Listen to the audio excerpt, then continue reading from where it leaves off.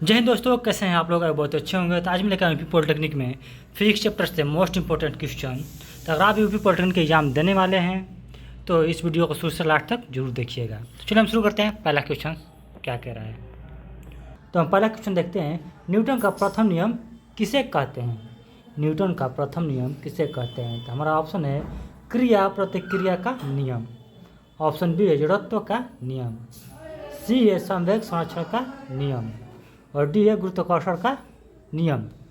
तो इसका right answer हो जाएगा बी, जड़त्व का नियम। न्यूटन का प्रथम नियम जड़त्व का नियम था। ठीक है, हम इसके छोटा सा एक्सप्रेशन भी देख सकते हैं। न्यूटन का प्रथम नियम बताता है कि कोई वस्तु अपने विराम या समान वेग की अवस्था में बनी रहती है जब तक उस पर बाहरी बल न लगाया जाए, इसलिए इसे जड़त्व का नियम कहते हैं। ठीक है, या न्यूटन का प्रथम नियम क्या है? तो प्रथम नियम जड़त्व का नियम है। ठीक है, हम नेक्स्ट जानते हैं बल का एसआई मात्रक क्या है? बल का एसआई मात्रक क्या है? तो ऑप्शन है जूल, बी न्यूटन, सी वाट और डी पास्कल। तो इसका राइट आंसर हो जाएगा न्यूटन। इसका राइट आंसर हो जाएगा न्यूटन, बी इसका राइट आंसर हो जाएगा। बल का एसआई मात्रक न्यूटन होता है। ठीक है, हम नेक्स्ट क्वेश्चन आते हैं। न्यूटन का द्वितीय नियम किससे संबंधित है? न्यूटन का द्वितीय नियम किससे संबंधित है? तो हमारा ऑप्शन है जड़त्व, बी संवेग परिवर्तन, सी गुरुत्वाकर्षण और डी ऊर्जा संरक्षण। तो इसका राइट आंसर हो जाएगा बी संवेग परिवर्तन। न्यूटन का दूसरा नियम जो है संवेग परिवर्तन है। ठीक है, इसका हम छोटा एक्सप्रेशन देख सकते हैं। न्यूटन का द्वितीय नियम कहता है कि संवेग परिवर्तन की दर आरोपित बल के समानुपाती होता है। ठीक है, अब नेक्स्ट क्वेश्चन आते हैं। यदि किसी वस्तु पर कुल बल शून्य हो तो वस्तु की त्वरण होगी। वस्तु की त्वरण क्या होगी? तो हमारा ऑप्शन है अधिकतम, बी न्यूनतम, सी शून्य और डी अनंत। तो इसका राइट आंसर हो जाएगा सी शून्य। इसका राइट आंसर शून्य। यदि किसी वस्तु पर कुल बल शून्य हो तो वस्तु का त्वरण भी शून्य होता है। ठीक है, हम नेक्स्ट क्वेश्चन आते हैं। क्रिया और प्रतिक्रिया बल क्या है? इसमें थोड़ा सा ऑप्शन है समान दिशा में होते हैं। क्रिया और प्रतिक्रिया समान दिशा में होते हैं।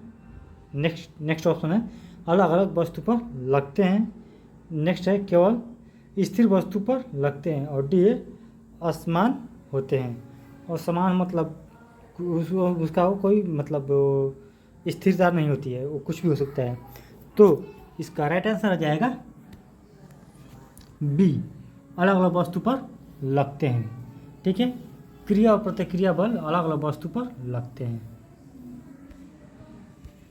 हम नेक्स्ट क्वेश्चन देखते हैं। इसका हम छोटा एक्सप्लेनेशन देख सकते हैं। न्यूटन के तृतीय नियम के अनुसार क्रिया और प्रतिक्रिया बराबर और विपरीत दिशा में होती है तथा अलग अलग वस्तुओं पर लगती है। ठीक है, ये न्यूटन का तीसरा नियम है, याद रखिएगा। ठीक है,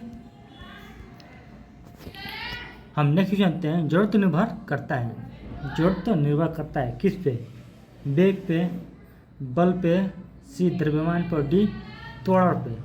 तो इसका राइट आंसर हो जाएगा सी द्रव्यमान पे। ठीक है, इसका हम छोटा सा प्रश्न देख सकते हैं। जिस वस्तु का द्रव्यमान अधिक होगा उसका जड़त्व भी अधिक होगा। ठीक है, जिसका द्रव्यमान अधिक होता है उसका जड़त्व भी अधिक, मतलब फोर्स भी ज़्यादा लगता है।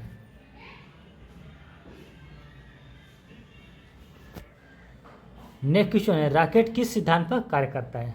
जो रॉकेट होता है वो किस सिद्धांत पर कार्य करता है? तो हमारा ऑप्शन है न्यूटन का प्रथम नियम, बी न्यूटन का द्वितीय नियम, सी न्यूटन का तृतीय नियम और डी गुरुत्वाकर्षण नियम। तो इसका राइट आंसर हो जाएगा सी, न्यूटन का तृतीय नियम पर रॉकेट का सिद्धांत कार्य करता है। ये मोस्ट इंपॉर्टेंट क्वेश्चन है। ठीक है, क्योंकि ये पूछ सकता है कि रॉकेट किस सिद्धांत पर कार्य करता है, तो न्यूटन के तीसरे नियम के सिद्धांत पर कार्य करता है। ठीक है, इसका एक छोटा सा एक्सप्रेशन देख सकते हैं। रॉकेट गैसों को पीछे फेंकता है और प्रतिक्रिया बल से आगे बढ़ता है। ठीक है, रॉकेट जब ऊपर जाता है तो नीचे गैस फेंकता है और ऊपर शायद ऊपर जाता है। तो ठीक है, हम नेक्स्ट क्वेश्चन आते हैं, संवेग का SI मात्रक क्या है? तो ऑप्शन है किलोमीटर प्रति सेकेंड, बी न्यूटन, सी जूल और डी वाट। तो इसका राइट आंसर आएगा ए, किलोमीटर प्रति सेकेंड। ठीक है, संवेग का SI मात्रक किलोमीटर प्रति सेकंड होता है। हम नेक्स्ट क्वेश्चन आते हैं, यदि किसी वस्तु का द्रव्यमान दुगुना कर दिया जाए तो त्वरण समान रहेगा तो बल, और किसी वस्तु का द्रव्यमान दोगुना कर देते हैं त्वरण समान रहे तो बल क्या होगा? तो हमारा ऑप्शन है आधा होगा, बी समान रहेगा, सी दोगुना होगा और डी 4 गुना होगा। तो इसका राइट आंसर हो जाएगा सी, दोगुना होगा। यदि किसी वस्तु का द्रव्यमान दोगुना कर दिया जाए और त्वरण समान रहे तो बल भी दोगुना लगेगा। ठीक है, हम नेक्स्ट क्वेश्चन आते हैं, चलते वाहन के अचानक रुकने पर यात्री आगे की ओर झुकता है, इसका कारण है? मतलब कोई ट्रेन चलता है चाहे गाड़ी चलता है, हम बैठे रहते हैं और अचानक ब्रेक लगती है तो हम आगे की ओर झुकते हैं, तो किसके कारण झुकते हैं? तो हमारा ऑप्शन है गुरुत्वाकर्षण, बी घर्षण, सी जड़त्व और डी संवेग संरक्षण। तो इसका राइट आंसर आएगा सी जड़त्व। जड़त्व के कारण हमारा शरीर आगे की ओर झुकता है, क्योंकि कोई भी वस्तु गति करती है तो हमारा आधा शरीर जो होता है वो भी उसके साथ साथ गति करता है, लेकिन जो ऊपरी शरीर होता है आधा वो गति नहीं करता है। इसलिए अचानक ब्रेक लगता है तो हम आगे की ओर झुक जाते हैं। ठीक है, इसका हम छोटा एक्सप्लेनेशन देख सकते हैं, शरीर अपनी गति की अवस्था बनाए रहना चाहता है, इसलिए यात्री आगे की ओर झुकता है। ठीक है, और हम जब बैठे रहते हैं तो हमारा आधा शरीर जो होता है वो गति करता है, लेकिन ऊपरी शरीर जो होता है वो गति नहीं करता है। तो अगर ये ब्रेक लगता है तो ये आगे की ओर झुक जाता है। ठीक है, हम नेक्स्ट क्वेश्चन आते हैं, संवेग संरक्षण का नियम लागू होता है। संवेग संरक्षण का नियम लागू होता है तो हमारा ऑप्शन है केवल स्थिर वस्तुओं पर, बी केवल गतिमान वस्तुओं पर, सी पृथक तंत्र पर और डी केवल गैसों पर। तो इसका राइट आंसर हो जाएगा सी पृथक तंत्र पर। संवेग संरक्षण का नियम पृथक तंत्र पर लागू होता है। ठीक है, हम नेक्स्ट क्वेश्चन देखते हैं, घर्षण बल हमेशा कार्य करता है। घर्षण बल हमेशा कार्य करता है तो हमारा ऑप्शन है गति की दिशा में, बी गति के विपरीत दिशा में, सी ऊपर की ओर और डी नीचे की ओर।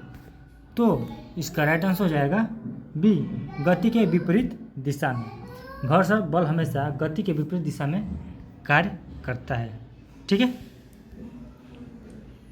हम नेक्स्ट क्वेश्चन आते हैं, सीट बेल्ट का प्रयोग किस सिद्धांत पर आधारित है?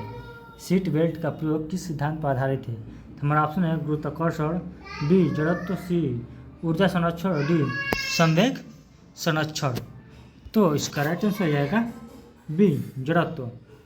ठीक है, सीट बेल्ट का उपयोग किस सिद्धांत पर आधारित है, मतलब वही वाला का हम कहीं गाड़ी में बैठे हैं तो सीट बेल्ट लगाते हैं तो जड़त्व के नियम के लिए ही होता है।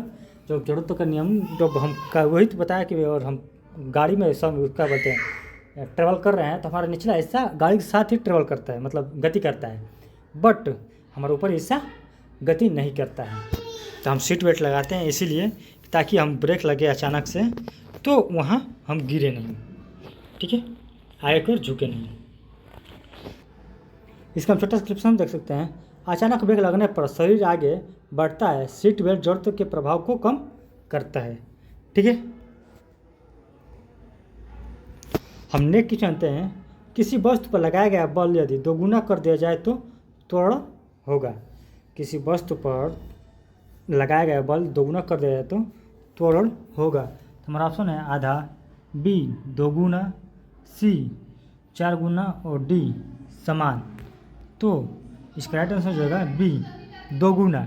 किसी वस्तु पर अगर हम बल लगाएंगे दोगुना बल कर देंगे या दोगुना बल लगाएंगे तो त्वरण भी दोगुना हो जाएगा। ठीक है, हम नेक्स्ट क्वेश्चन आते हैं, न्यूटन का तृतीय नियम बताता है कि, न्यूटन का तृतीय नियम बताता है कि ऑप्शन है बल बराबर द्रव्यमान इंटू संवेग, बी प्रत्येक क्रिया के बराबर एक विपरीत प्रतिक्रिया होती है, सी वस्तु विराम अवस्था में रहती है, डी संवेग स्थिर रहता है।